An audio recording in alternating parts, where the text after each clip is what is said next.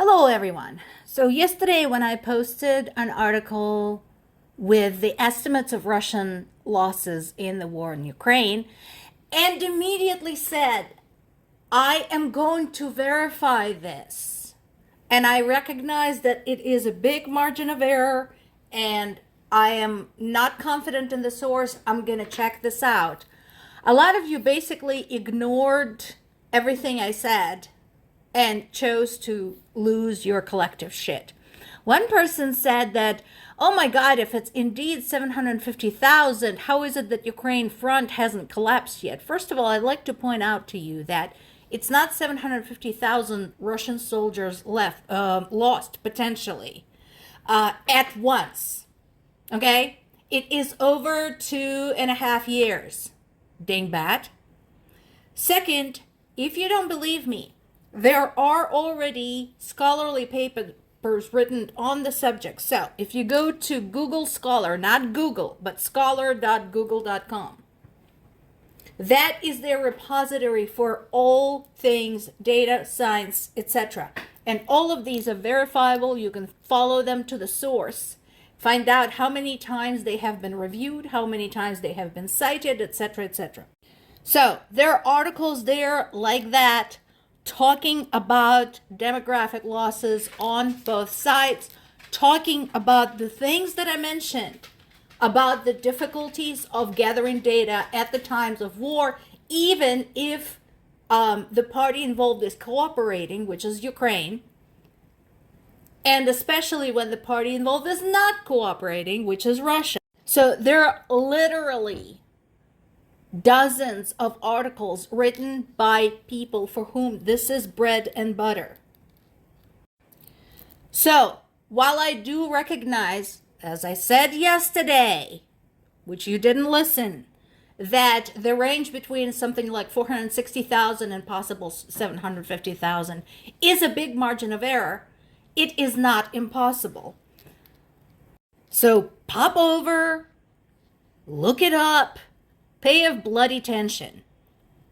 And then for my own gratification, I already knew that throwing as many bodies as possible onto the front lines has been Russia's beloved military strategy for literally centuries. So I went and did some digging for 3 big historic battles in Russian history.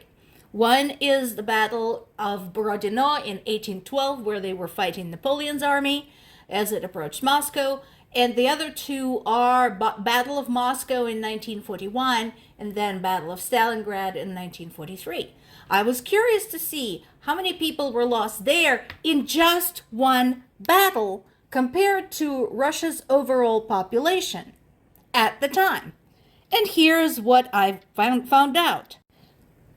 As great as the losses were among the French in the Battle of Borodino, Russian side had more than they did. So French lost 20,000 wounded. Russia had 35,000 wounded. French had 10,000 dead, and Russia had 15,000 dead. And all 3 commanding generals, Bagration, Kutuzov, and Tuchkov, have all been wounded. So that was not a great day. Now, so this is the casualties. Let's go look. How big was Russia's population at the time? So in the 1800s, Russia's population was roughly 36 million people. So basically, in that one battle, just one, they had 1% of population in wounded, and roughly 0.5% of population, 0.5 to 1/3% of population dead. Let's look at more recent events. World War I. So Battle of Moscow, again, devastating to the Germans, but not as devastating as to the Red Army. In fact, while German losses total somewhere between 250,000 and 400,000 people, Red Army losses were somewhere between 600,000 and 1.3 million people. And again, at the time, at the start of World War II, Soviet Union population was roughly 205 million. So, once again, we're seeing roughly a third to 0.5% losses in one battle. The last but not the least, the famous Battle of Stalingrad. Even there, even though they had the German army there completely surrounded, the Soviet troops managed to lose over 1 million people, 1.1 million people, and again, roughly 0.5% of population. So, given that, them losing 750,000, 500,000 to 750,000 soldiers in 2 years is normal for them, because that is what they do. They throw bodies at the front lines over and over and over. And no, it's not always a winning strategy. To those who are going to say, well, they won World War II, questionable. But at what cost, I guess, is the question. But they lost the Crimean War. They lost World War I. Trust me, it doesn't always work.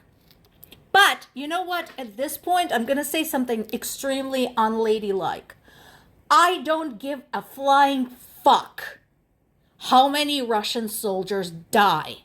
You know why? Because of this. This story is all over the news, and it should be. And the assholes, Putin's poodles from Hungary and China, are calling for ceasefire. Explain to me again, how is Ukraine supposed to cease firing while these assholes in Russia are firing at a children's hospital? And they engage in their demagoguery about the international community, blah, fucking blah, blah, blah. The conditions for ceasefire is elimination of all Russian troops on the Ukrainian territory. How is that for conditions for ceasefire? Helmut Brandstätter, the Austrian representative in Europarlament, had a really good answer to Orban's demagoguery about ceasefire. You're a clown. Putin is killing children just one day after you met him. And you talk about peace? Yeah, he's right. And this is from Russian social media. If you don't believe me, feel free to plug this into Google Translate and see for yourself if I'm telling the truth. So this is a picture of mothers with children evacuated out of the hospital. And the Russian poster is saying, well, these are little mummies with their little poor children evacuated out of the hospital where the rocket fell. Am I the only one who thinks we need to do a double tap there? Meaning a double tap with another rocket. This is a Russian poster. You wanted me to use Russian sources to be objective?